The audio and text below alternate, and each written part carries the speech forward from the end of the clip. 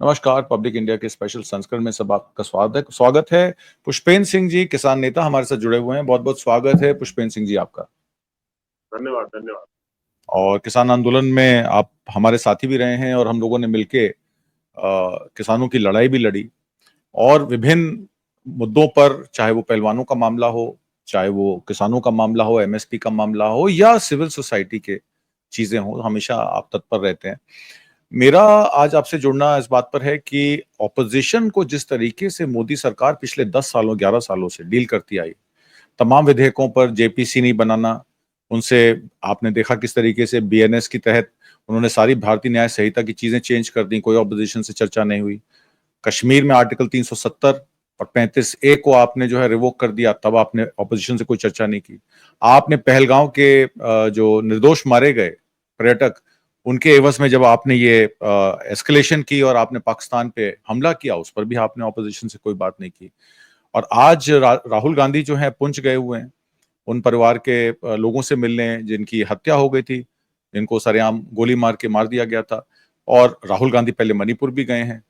और कहीं ना कहीं भारतीय जनता पार्टी के जो विपक्षी नेता हैं, जो इनकी ब्रिगेड है, चाहे वो निशिकांत दुबे हों, चाहे वो किरण रिजिजू हों, चाहे और लोग हों, ये हमेशा से राहुल गांधी और कांग्रेस को बड़े, मतलब उनको कोई दर्जा नहीं देते एज ऑपोजिशन पार्टी। उनको अटैक करते हैं, मुद्दों मुद्दों पर अटैक करते हैं, पर्सनल अटैक्स करते हैं।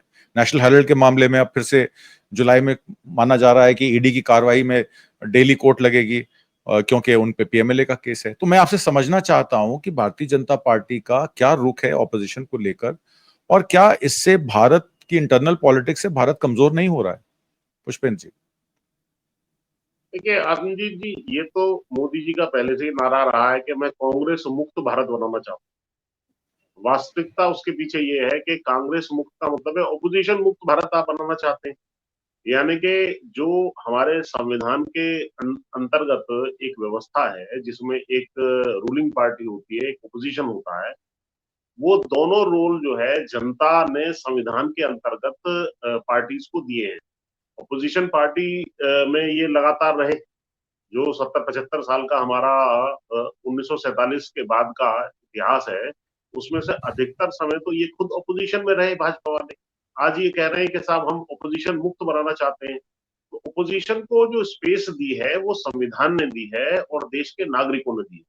उसको छीनने का काम कोई भी पार्टी जो केवल 5 साल के लिए सत्ता में बैठाई गई है वो नहीं कर सकती है, क्योंकि बाद में एक दो बार तीन बार जो के बाद दोबारा से अपोजिशन सत्ताधारी दल बन जाता है और जो सत्ता में होते हैं वो अपोजिशन में बैठ जाते हैं। तो इनको ये नहीं भूलना चाहिए। तो इसलिए संवैधानिक इस व्यवस्था को जो है कुठाराघात करने के लिए ये लगातार अपोजिशन को अंडरमाइन करना और जो ओपोजिशन का रोल है, जैसे कि पुंछ वाली घटना हुई है, पुंछ में जो पाकिस्तान के पहलगाम। हमले में हमारे नागरिक मारे गए थे, संपत्ति का नुकसान हुआ था।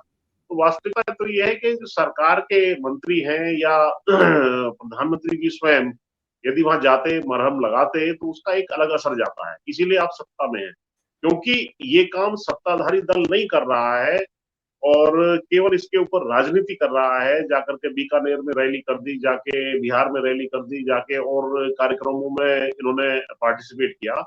तो ये कर्तव्य है और ये अच्छी बात भी है कि Rahul Gandhi opposition leader of the opposition होने के कारण पुंछ में भी गए, पहले जम्मू में भी गए और इधर जो इनके विक्टिम्स थे, विशेषकर वो जो हमारी बहन थी जिसके से हरियाणा में मिलने गए, तो ये उनका काम है। तो लेकिन ये ऑपोजिशन की जो स्पेस है उसको लगातार कम करने का, उनको अंडरमाइन करने का, जबकि वास्तविकता ये है कि ये लोग भी सांसद ही हैं और जो सत्ताधारी दल है वो भी सांसद है, लेकिन संख्या उनकी 272 से ज्यादा ज्वाइंटली हो जाती है तो वो सत्ता में आ जाते हैं। केवल ये बेसिक अंतर है, अदरवाइज दोनों सांसद हैं।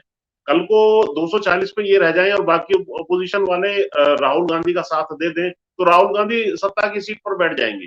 इनको ये बात ध्यान रखनी चाहिए। तो अंडरमाइन करने का काम सिस्टमेटिकली, जैसा विस्तार से कई उदाहरण आपने खुद दिए, इन्होंने किया है। ये हमारे लोकतंत्र के लिए अच्छी बात नहीं है, क्योंकि सत्ताधारी दल कभी भी ओपोजिशन में जो है कन्वर्ट कर देती है, जनता उसको बाहर कर देती है। तो ये चीज फ्यूचर के लिए बेहतरीन नहीं है। कोऑपरेट करके जब हम चलते हैं तो निश्चित रूप से अच्छे रिजल्ट की आशा है। जैसे कि अभी हुआ है कि अब इन्होंने कहा है कि साहब सारे के सारे डेलीगेशंस वहां जाएं, उसमें भी इन्होंने पॉलिटिक्स की। ऑल पार्टी डेलीगेशन जो विदेश में गया है कि भाई जो इन्होंने लिस्ट मांगनी चाहिए थी कि 4 आदमी आप अपने बताइए किसको भेजना है, उसमें इन्होंने उसमें जो अपने फेवरेबल चाहे वो शशि थरूर हो या जो इनके फेवर में कुछ बयान आया दे रहे थे, उनको ले लिया।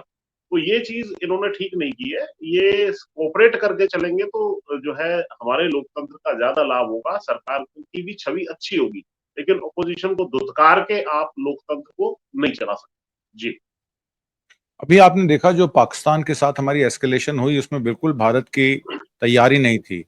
और एक तरफ तो उन्होंने ड्रिल की अनाउंसमेंट की थी और ड्रिल के एक रात पहले रात को 12 बजे वहां पे अटैक हो जाता है और हमारे विमान भी यहाँ खड़े हो जाते हैं, उनके भी विमान खड़े हो जाते हैं। माना जाता है कि उसमें हमारा भी नुकसान हुआ, कितना नुकसान हुआ उसका भी आधिकारिक तौर पे कोई बात नहीं आई है, पर चाइनीज मीडिया और फ्रेंच मीडिया में ये कहा जा रहा है कि कम से कम एक राफेल विमान तो गिरा है और उनके भी जो एयरफोर्स बेसिस हैं उन पे भी नुकसान हुआ है।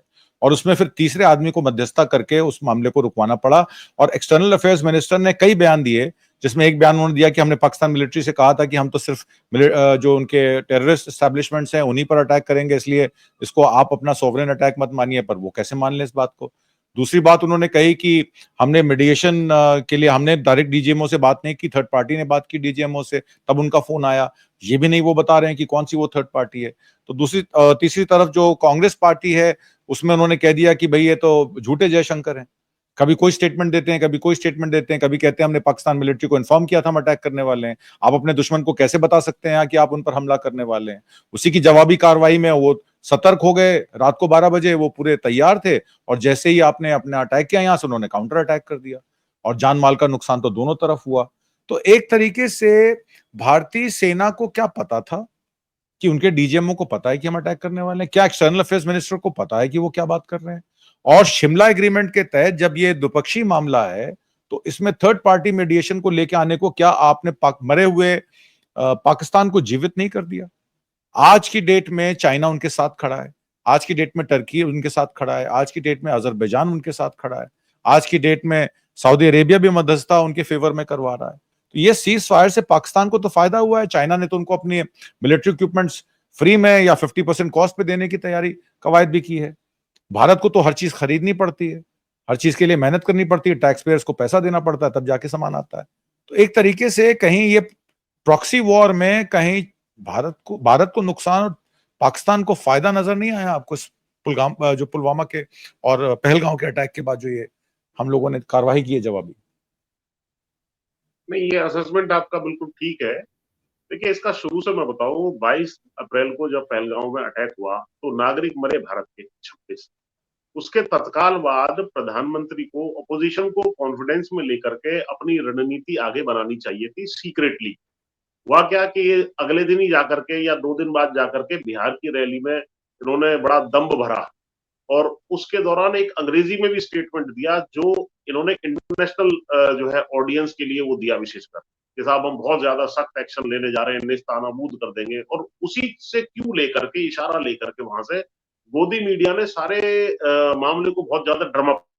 उसके बाद इनकी जो मीटिंग्स होती रही, चाहे वो एनएसए डोवाल हैं, रक्षा मंत्री हैं या बाकी सीडीएस वगैरह और हमारे जो मिलिट्री फोर्सेस के कमांडर्स हैं, जनरल्स हैं, उनके साथ जो मीटिंग होती रही उसको ये दिखाते रहे कि यहाँ मीटिंग हो रही है, वहां मीटिंग हो रही है। तो पहली बात तो ये है कि जो आपने आतंकवादी 7 तारीख से जो हमला किया था पाकिस्तान के ऊपर, उससे पहले ही आपने उनको 2 हफ्ते से ज्यादा का समय दे दिया जिसमें उन्होंने आराम से अपने जो मूवेबल असेट्स थे कम से कम, चाहे वो आतंकवादी हो या और कोई ऐसा सामान हो, उसको वहां से उन्होंने शिफ्ट कर दिया होगा निश्चित है, क्योंकि ड्रम अप करने से वो अलर्ट हो गया था।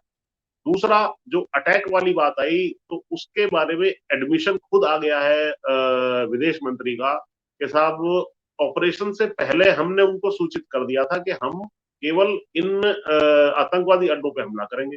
अरे भाई, किसी देश के अंदर कोई भी बिल्डिंग है उसके ऊपर चाहे वो कुछ भी उसका प्रयोग कर रहा था, आप जैसे ही एयर स्पेस कूद के और मिसाइलों के माध्यम से या एयरक्राफ्ट के या किसी भी माध्यम से आप जब हमला करेंगे तो उस देश के ऊपर हमला वो मानेगा ही मानेगा। इसमें ये मान के बैठना ये चाइल्डिश इनकी अजम्पशन थी कि साहब वो कोई एक्शन नहीं लेंगे, और भैया जो है हमारी सुझाव को मान लेंगे, हमने आतंकवादी मार गिराए, अब आप अपने घर बैठे। उन्होंने काउंटर मेजर्स लिए और काउंटर अटैक किया। उसके बाद 3-4 दिन लगातार लड़ाई भी चली। उसमें सस्पेक्टेड है कि भाई 1 या 2 राफेल विमान या और कोई विमान जो भी है उसका तो अभी आएगा आगे जाकर के, वो हमारा गिर गया। लेकिन जो सीज फायर हुआ उसकी घटना से पहले हम एक 10 तारीख की सुबह हम अपर हैंड ले चुके थे। ऐसा तमाम मैंने इंटरनेशनल नेशनल मीडिया जो अध्ययन मेरा किया है मैंने उसमें पढ़ा और देखा। लेकिन उसको तुरंत ही जो है ट्रंप के दबाव में आकर के, क्योंकि ट्रंप इनको फोन कर रहे थे या विदेशी ताकतें जो भी विदेशी देश है इनको फोन कर रहे थे, ये इनका एडमिशन खुद, अब ये विदेश मंत्री गए हुए हैं वहां विदेश में, उन्होंने इंटरव्यू जो दिए हैं उसमें आ चुका है कि उनके टच में भी हम थे, उनको भी वो फोन कर रहे थे, पाकिस्तान वालों को हमें फोन कर रहे थे। तो निश्चित रूप से इसी को तो इंटरवेंशन कहते हैं, थर्ड पार्टी। ऐसा तो है नहीं कि वो आकर के यहाँ लंच डिनर पे बैठ करके दिल्ली में बैठ के इंटरवेंशन होगा। किया उन्होंने, उनको भी कहा इनको भी कहा। और ट्रेड की जो धमकी देने वाली बात आई है या सीज फायर का जो डिस्क्लोजर हुआ है कि सीज फायर ये करने वाले हैं थोड़ी देर बाद, वो एकदम प्रूव करता है कि भैया ट्रंप के दबाव में ही ये सीज फायर हुआ, ट्रेड की धमकी में हुआ या जो भी आपके इंटरेस्ट थे उसके उसमें हुआ। तो ये निश्चित रूप से एक बहुत बड़ा हमारे लिए जो है कूटनीति का भी फेलियर रहा। हमारी जो विदेश नीति रही है जिसमें कश्मीर को हमने कभी इंटरनेशनलाइज नहीं किया, थर्ड पार्टी इंटरवेंशन हमने बर्दाश्त नहीं किया, उसमें कश्मीर के मुद्दे पर चर्चा होगी और किसी तीसरे देश में होगी, ये सारी बातें खुद वहां कोई छोटा मोटा क्लर्क नहीं कह रहा, यूएस प्रेसिडेंट खुद कह रहे हैं और कई बार कह चुके हैं, अलग अलग फोरम्स पे कह चुके हैं, देश विदेश की यात्राओं पे कह चुके हैं।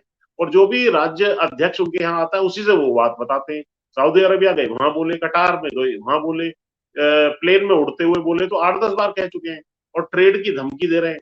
तो इनका टोटल जो है ये राजनीतिक रूप से भी एक जो नैरेटिव बनना चाहिए था नेशनल इंटरनेशनल लेवल पे उसमें फेल रहे, कूटनीतिक रूप से फेल रहे। और केवल सफलता इसमें रही फौज की, फौज ने बड़ी बहादुरी से इसका जवाब दिया। लेकिन अब ये फौज की सफलता को अपने जो है ऊपर उड़ना चाहते हैं और उसी तरह की मार्केटिंग इन्होंने शुरू कर दी है। अदरवाइज ये टोटल फेल ही है। सबसे बड़ी, फौज को भी इन्होंने फेल इसलिए करा दिया बाद में कि जब फौज का अपर हैंड था तो उस वक्त विड्रॉ नहीं करना चाहिए था।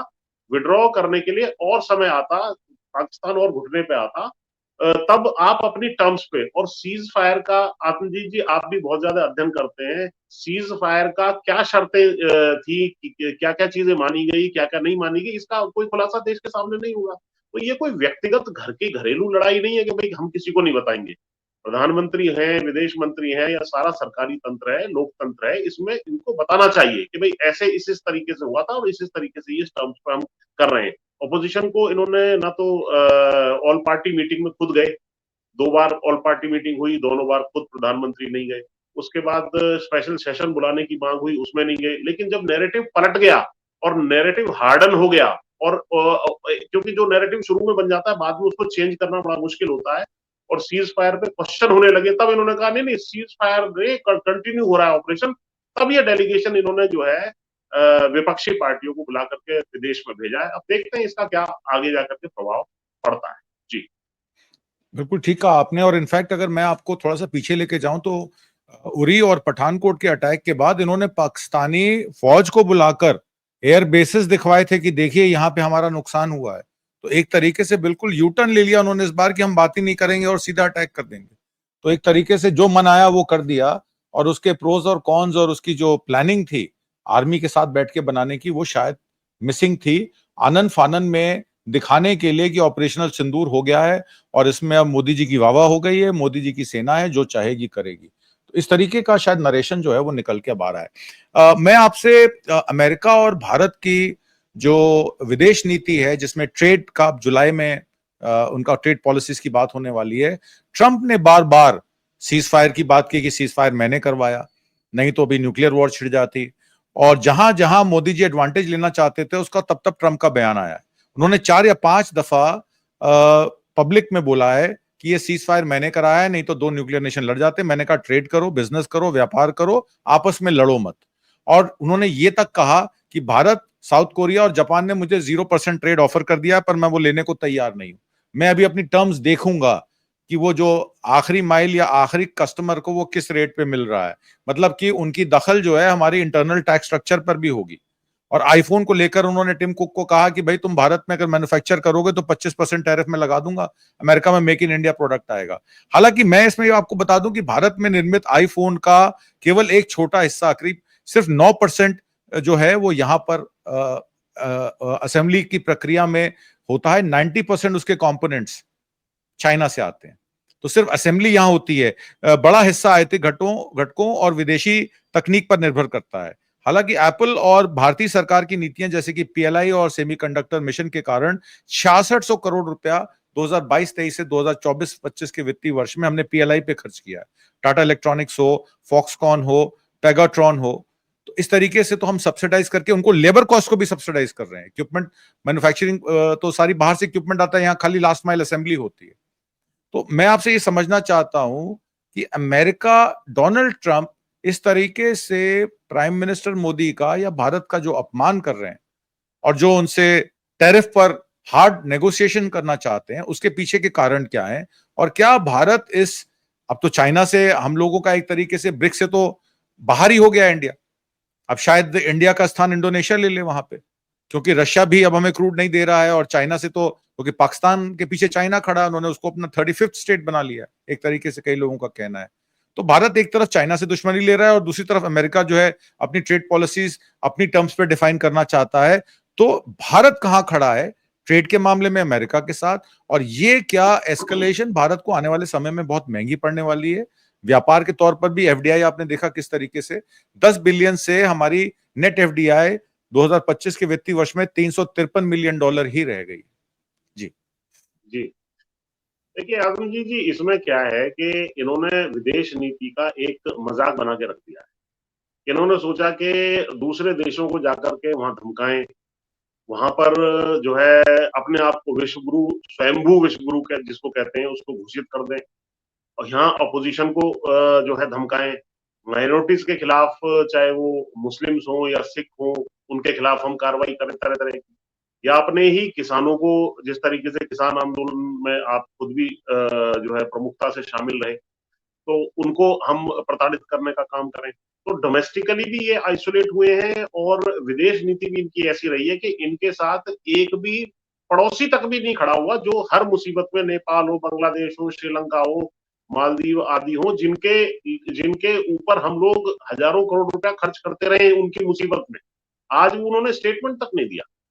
पाकिस्तान के साथ चीन मजबूती से खड़ा हुआ, हथियार भी उसको सप्लाई किए, टेक्नोलॉजिकल हेल्प भी उसको दी। तुर्की ने तो आपको पता ही है कि वहां पर अपना जो जंगी जहाज था वो भी वहां पर कराची पोर्ट के पास भेज दिया था।